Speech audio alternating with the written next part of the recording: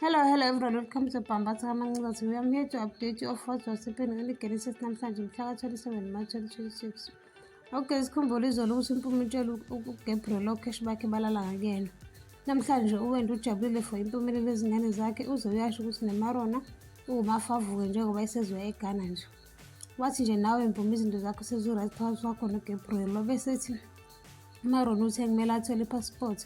Wathi nje mpumi uzohamba uyohlala neMarona kangamunaka nje owendwa waqhubeka nobahalelisela ngempilo yabo. Wathi nje umpumi yena uhlezi enecebo ngaso sonke isikhathi.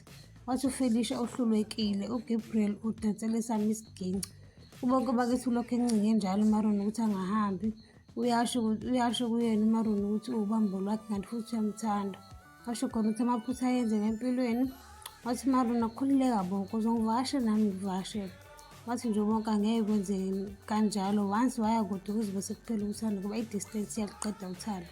Umpumi umemeza uma wakho usiyakhala uthi mama wozobona hawu kuphelile ngathi. Wathi nje umpumi mama sure mama I'm sure uGabriel lona wenze lento ngoba icuka ukuthi umpumi ucuka ukuthi mina ngimbambe phansi ngazo zonke izinto and udansela isiginci sami. Wathi nje angisenalutho kuyena manje. Washo ezekhalela badla umpumi. Nobuhle vakashela uShumayeli uhleli usofa kwangena i-call from Nandipha. Nandipha wambuza ukuthi usazibonile izithombe. Wathi Nobuhle eziphi izithombe? Kwasho khona ukuthi akazi kodwa sezigcwele ku-social media. Wathi nje eqeda kuvala ifoni wangena wasibheka lezo zithombe ubethi inhla uGabriel noMark bagcwele lonke izwe leli.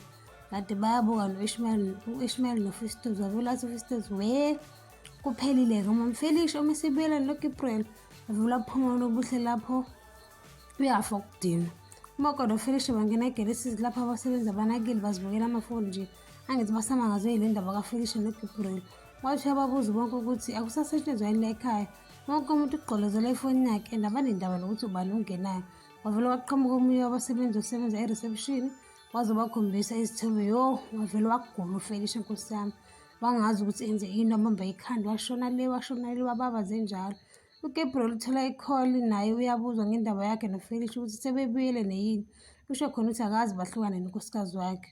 Kwathiwa abake benza i-divorce nje. Wathi nje akazi enze i-divorce. I-divorce phela yenziwa abantu asebeshonile. Uma omunye ngasekho emhlabeni ilapho kwenziwa khona i-divorce. Wazi wathini iBhayibheli lisho njalo.